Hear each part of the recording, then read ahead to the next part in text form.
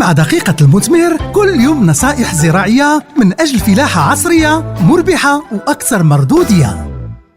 أخي الفلاح، أختي الفلاحة، حلقة اليوم خاصة على برنامج تسميد تغطية بالربطة ديال أشجار الزيتون. فإلا بغيتي دير برنامج بالعقل ديال التسميد بالربطة الأشجار ديالك، عندك طريقتين. الطريقة الأولى واللي كنصحوا بها الفلاح كتعتمد على التحاليل ديال التربة وديال الأوراق، وكتطبق توصيات ديال المختبر اللي كيفسر فيها برنامج تسميد وكيفصل فيه الكميات اللي خاصنا نجيبو الأوقات المناسبة زيادة على معلومات أخرى إلى آخره. الطريقة الثانية تقديرية كتعتمد على الطوناج اللي كنوصلوا ليه. فباش ننتجو كل طن من الزيتون الشجر ديالنا كيحتاج من 15 حتى ل 20 كيلوغرام من الازوت صافي، ومن 8 حتى 12 كيلوغرام من الفوسفور صافي، ومن 18 حتى ل 22 كيلوغرام من البوتاسيوم صافي. وبالنسبه لماده البور من 25 غرام حتى ل 40 غرام من البور صافي لكل شجره وعلى حساب العمر ديالها.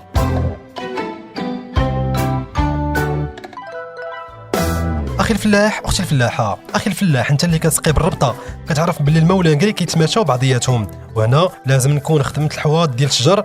هاد الحواض هما الوعاء اللي كنفرق فيه الكميات ديال الانكري ديال سباق الارض وديال التغطيه الخاصه بكل شجره، ونكون برمجت الساقي مع الانكري باش نرفع من الفعاليه ديالو. وبالنسبه للانكري ديال التغطيه لابد نعرفوا المرحله والنسبه والكميه اللي خاصنا نجيبو فيها، وناخذوا بالاعتبار الكميات اللي جبنا في سباق الارض. ملي كتبان الحبه ابريل وماي 25% الى 35% من الازوت، زائد 50% من الفوسفور، زائد 30% من البوتاسيوم. ملي كتكبر الحبه يونيو يوليوز 25% الى 35% من الازوت، زائد 40% من البوتاسيوم.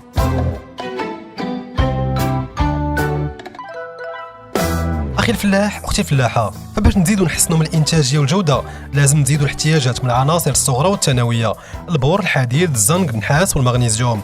وفي حالة النقص الخفيف يمكن نجيبو الكميات الخاصة بالرش على الأوراق في الوقت المناسب. وفي الأخير أخي الفلاح، أختي الفلاحة، هاد الكميات ديال الأسمدة اللي ذكرناها هي بشكل تقريبي، أما إلا بغينا الكميات بشكل دقيق خاصنا نعتمدوا على تحاليل التربة وحتى تحاليل الأوراق. ومن بعد هاد الشيء كامل ردوا البال نظام السقي بالربطة، وكذلك الكمية ديال الماء اللي خاصكم تجيبوا في السقا وشحال من سقيه خاصكم ديروا باش تقسموا عليها الكمية ديال لاكري اللي خاصكم. والله المعين. مع دقيقة المثمر اليد في اليد من أجل فلاحة مثمرة ومستدامة.